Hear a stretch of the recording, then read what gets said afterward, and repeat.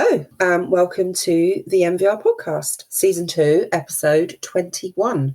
My name is Rachael Aylmer. And I'm Peter Jakob. And today we're talking about languages of love. How did we get to this topic, Peter? Well, I was just thinking if we were novelists, wouldn't it be a fantastic title for a novel? Languages of love. I'm sure there are plenty out there called that. There probably are. Well, just before the show, we were chatting about a foster carer with a non-white British background, a foster carer from a Caribbean background, who raised questions about the notion of unconditional love in NVR, or perhaps in family life in general. And personally, I think it's really intriguing when a client raises questions of things that we may not have reflected upon so much.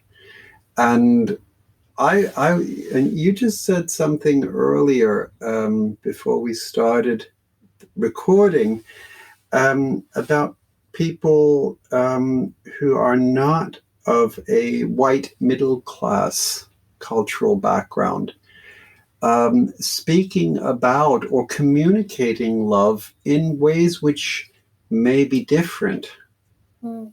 And I was really intrigued by that.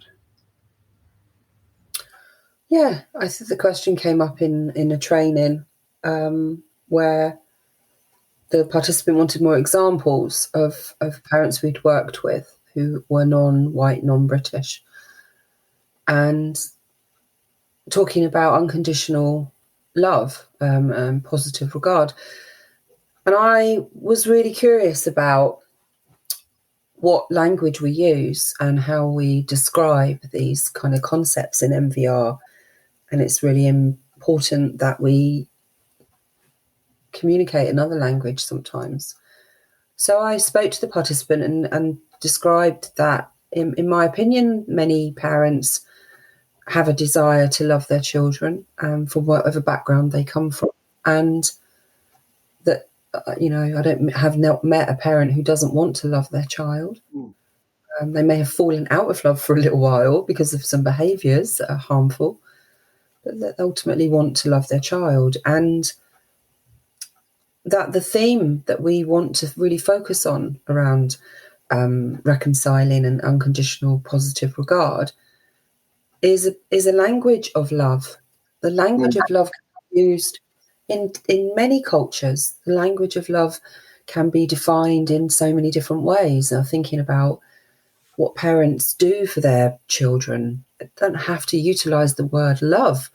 The affection that a parent can share with a child, and there's food often comes into mind about making or providing a food group that makes the child happy, that the parent knows makes their child happy. So there's just this language, isn't there, of love? I was just thinking, going back a little bit to what you said when you sort of said in one breath, unconditional positive regard and unconditional love. And I was just thinking how the word unconditional entered our discourse. And I guess it goes back to Carl Rogers, who developed, client-centered counseling, who spoke of unconditional positive regard, which he wanted the counselor or therapist to show the client. And what he meant by that was ultimately a non-judgmental stance and I guess sort of a warm acceptance of the other person. At least that's how I understood it back in the day when I got some training in that way of working. And I guess that then got sort of translated into unconditional love. I think that may be the history of us talking about unconditional love. I would be really interested in knowing whether unconditional love was a term that was used before Carl Rogers published his work in the early 1960s, I guess. So, and it seems to be, because it seems so appealing, it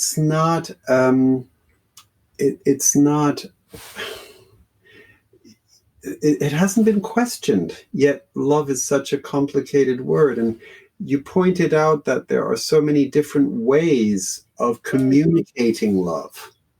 So another aspect that strikes me is that we run the risk of being really normative. I'm thinking when I first learned more about NVR from Chaim Omer, where Chaim sort of posited that reconciliation gestures, or which are now also widely called relational gestures, they had a sort of a strategic role to play. If you're friendly towards the child, it's much harder. I remember someone who'd been in prison once saying to me, prison guards who were friendly were treated better by prisoners. It's a lot harder to hit a friendly face. And so Chaim Omer introduced it as a strategic move almost. If you are friendly towards the child and you make gestures that are friendly, rather than saying, I love you, I care about you, but showing that. But also, in a way, for that strategy to be successful, I guess it would also need to be congruent. Yeah. So the parent would also need to feel that friendliness, at least in part, towards the child. But I guess the question of the unconditionality, that's a whole different matter, isn't it? And I guess it raises the question. Well, there's so many questions, aren't there? There's the normative understanding, perhaps, of how we should communicate love, which we run the risk of NVR practitioners of imposing upon parents.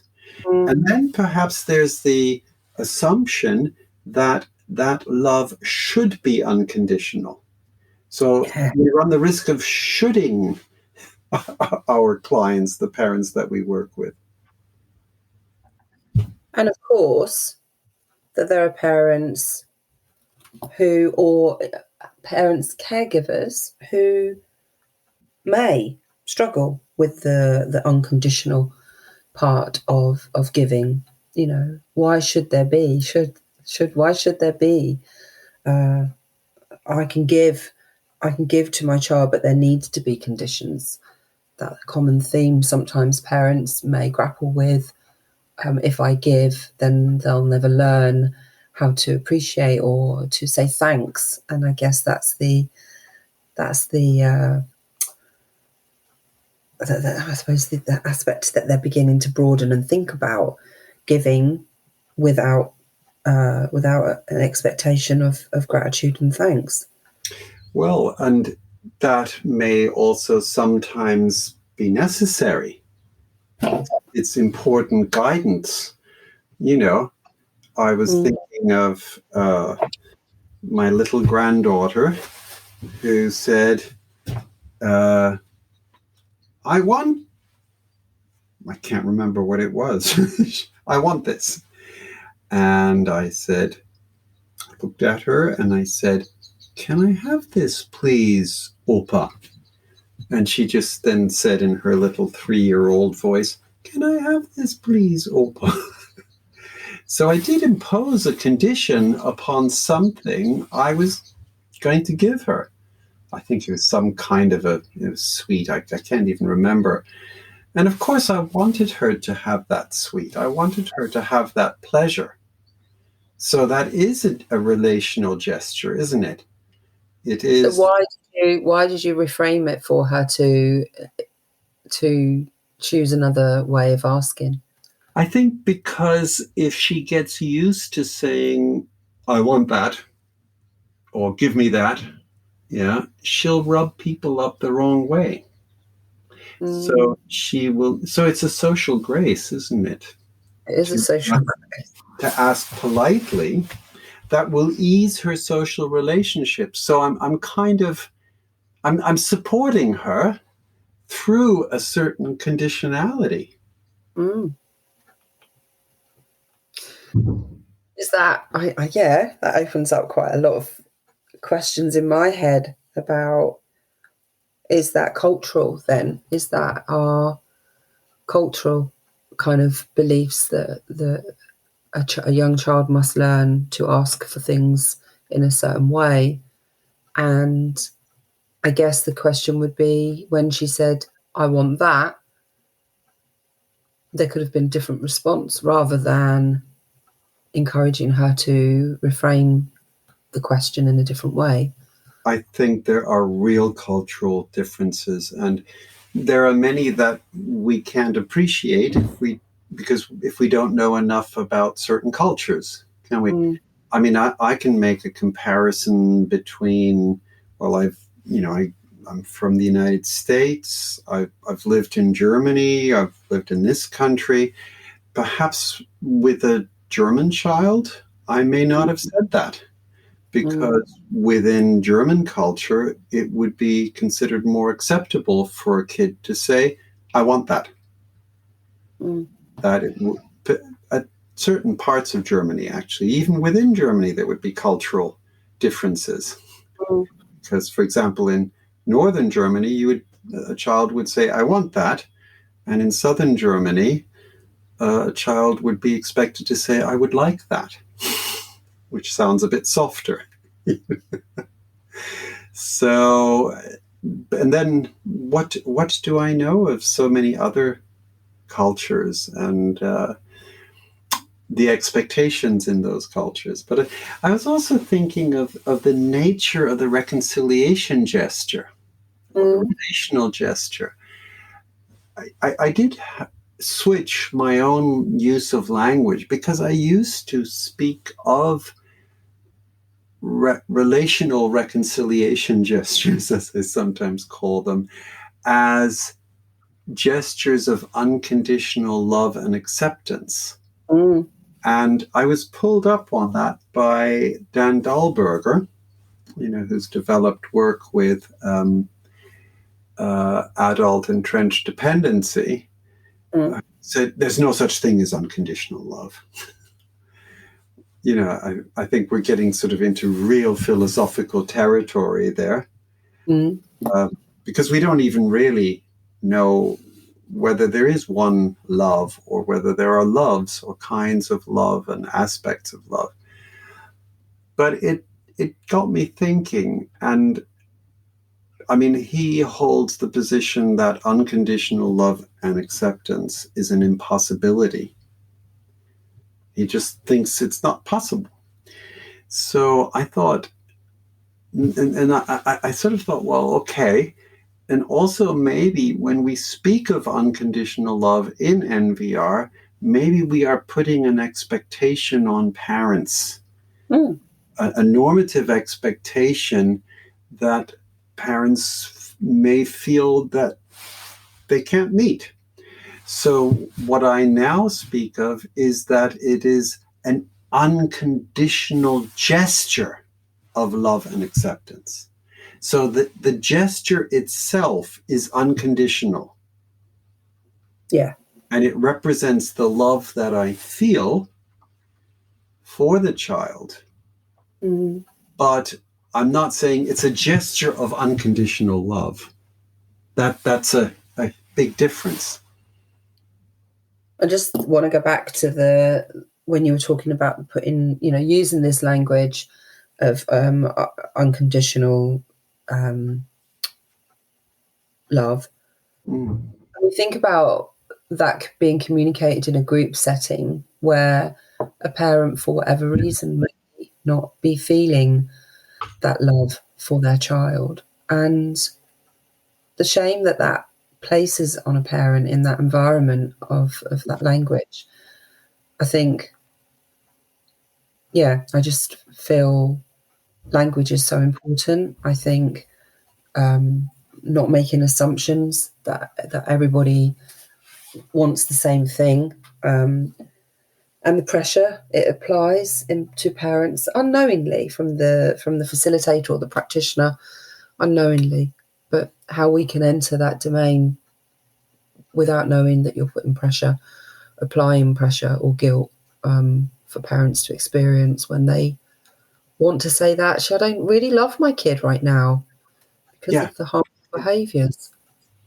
That it's okay to say that. And how perhaps inadvertently a parent may feel that we would judge them if we only knew exactly how they feel. Yeah.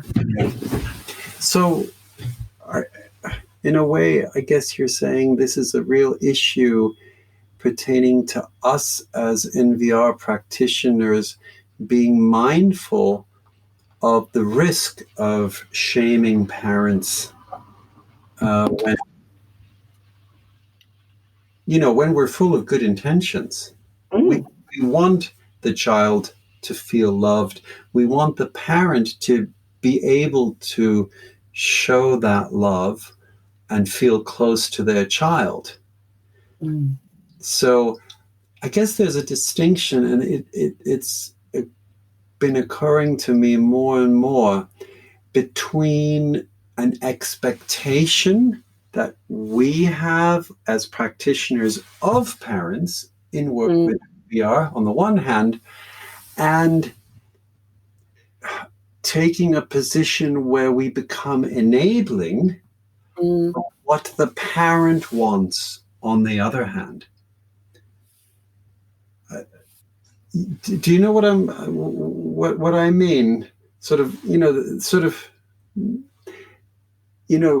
Working on the assumption that maybe the parent wants to be able to feel loving, that we, and to act in ways and to communicate in their own way and in a way that sits with the family culture, with the wider cultural background, that we act in ways that are enabling of them doing what they want to do in that regard, rather than us communicating to them, thou shalt be loving of thy child.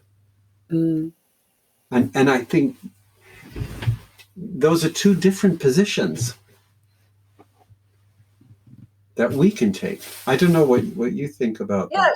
Oh, I do. I think that sometimes we have conditions the way that we want parents to show their love. I'm just simplifying this in my simplified head, but I think, and how do we then as practitioners become much more aware of those? It's almost the unspoken condition. I heard someone say yesterday in supervision that a parent took her child somewhere because she knew that he liked this thing, so she took him there. And the practitioner sharing the story was kind of like, yeah, but she just did that because she kind of had to, not because she wanted to. And I just wanted to stop and pause and think about that position the practitioner took when making that judgment on the parent, and wanted to think, but she took him to the thing. Yeah. Not just because she had to, she did it. And although she did it and she was there in body and he was looking at the trains, she was still there. Her intentions were to provide an activity for her son that she knew he would enjoy, even though she didn't want to be there. She did it. So one kind of love or loving interaction, maybe we shouldn't use love as a noun. One kind of loving interaction can be one where I don't even feel well disposed towards my child at this moment, yet I still undertake to nurture my child. Maybe I hate my child's guts at this moment, and I still take him or her or them to the amusement park. Yeah, like what strength? Yeah. What strength when you feel like that disposition of wanting to wring their little necks, if you like, that kind of old-fashioned speak. My mum used to say. By the way, can I just add a little warning here? We do not recommend in NVR to wring a child's little neck. it's not what we do.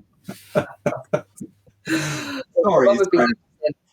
That was a little phrase that she used to use. And I think when a parent feels disconnected with their child, in proper speak, the fact that they've taken the time and the effort to do the thing, I just think speaks absolute volumes. Whether the practitioner sees the parent being there in the moment and enjoying the experience with the child, or the fact that they're just there.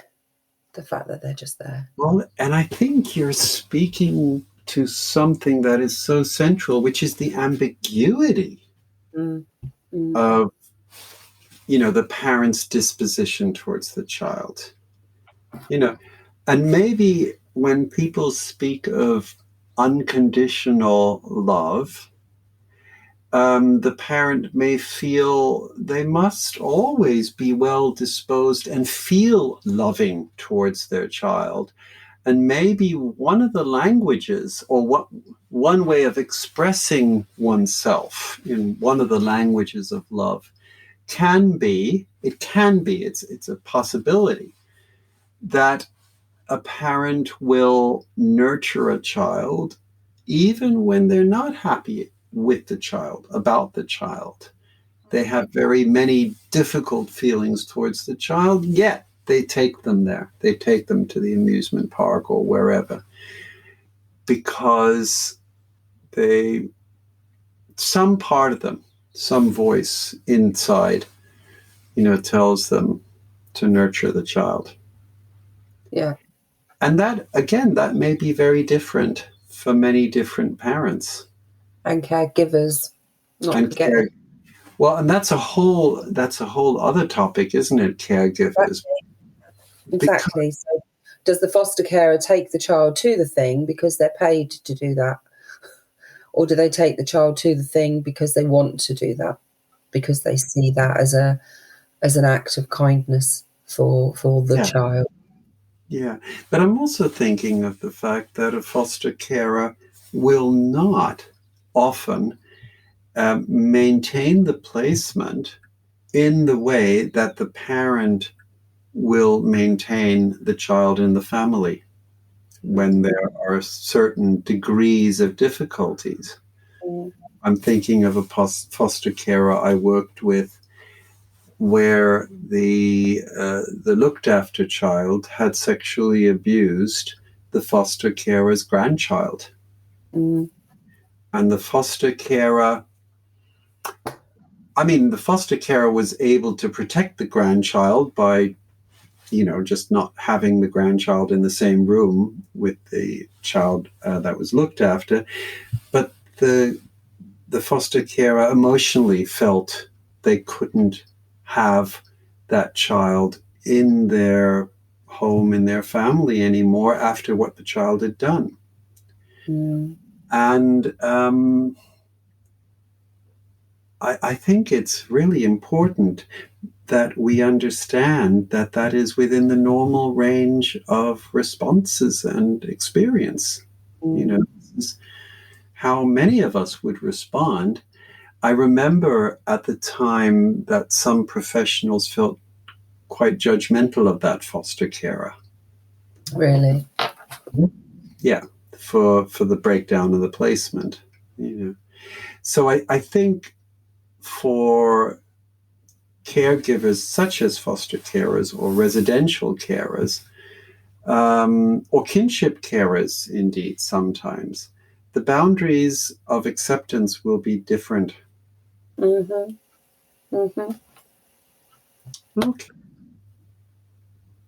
I think in summary, what this little conversation has brought to me about the languages of love that differ for every family, which is why I love NVR, because it's different for every family. It's unique. And parents that we work with create their own language, and they create their own positions, and they develop them from their own ideas and beliefs and values and what becomes important to them and what they need to communicate to their child. But more importantly, the practitioner's languages of love, and how we as practitioner need to be aware and mindful of differences and how we communicate, and be really flexible with the language in NVR, which you can do, And what I'm taking away, Rachel, from our conversation is that I would like to grow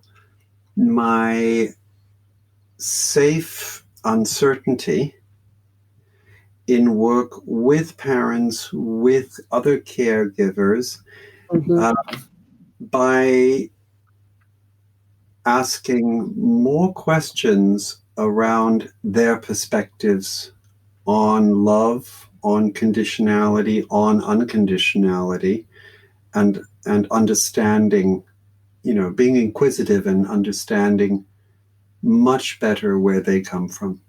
Yeah. Vital. Yeah. Okay.